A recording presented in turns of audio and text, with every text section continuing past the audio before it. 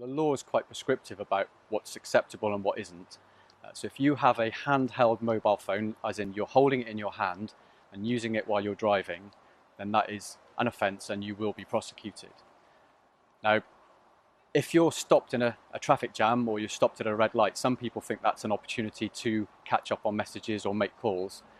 The law actually is quite prescriptive around that activity as well, and that is included in the offence. So stopping at a red light and using your phone still means that you commit the offence. The only safe way to make a call when you're behind the wheel is to stop in a safe place, turn your engine off, engage your handbrake and make your call. The legislation also goes further and it talks about mobile communication devices and devices that are capable of sending and receiving data. So if, for example, in your car you had your iPad attached to the air vents in your car on a cradle, and you were interacting with that device, you were accessing it, sending information or messages while driving, then that is also an offence, and again, you're also liable to be prosecuted if you were to drive in that way.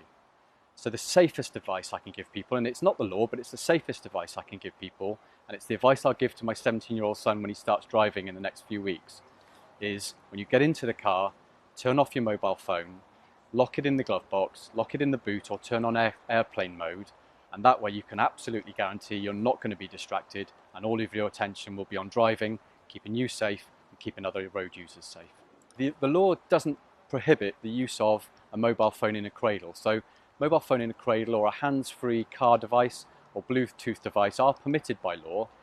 What your viewers will need to be careful of is that if they are driving a car and they are not in proper control or they're distracted by the device, which could happen if a phone is in a cradle or if they're using the hands-free device, or indeed if they're eating behind the wheel or changing a CD, for example, then they commit a different offence of not being in proper control of that vehicle, and that's still just as serious, and the consequences of driving while not in proper control or while distracted can be equally devastating for them, their family, or for other people's families who are using the road as well.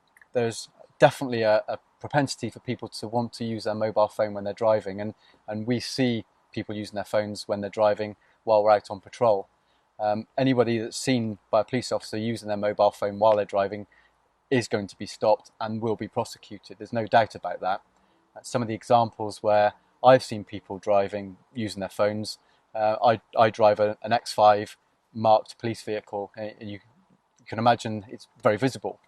Well, actually, people have not seen this vehicle as I pull up next to them while they're still on their phone. So that shows you the level of distraction that people suffer while they are using the phone while driving. And of course, those people are prosecuted, end up with points on their licence and having to pay a fine. So it's a really serious business we're talking about. And if you take it to its extreme and you're involved in a serious collision where somebody is hurt, or in the worst case scenario, somebody loses their life, you can expect that your phone will be looked at by the police, the data on your phone will be downloaded, and we will check to see if it was being used at the time, whether to make a call, to send a text message, or to gain access to the internet. And if that is the case, then you can expect to receive a custodial sentence if you are found to be at fault.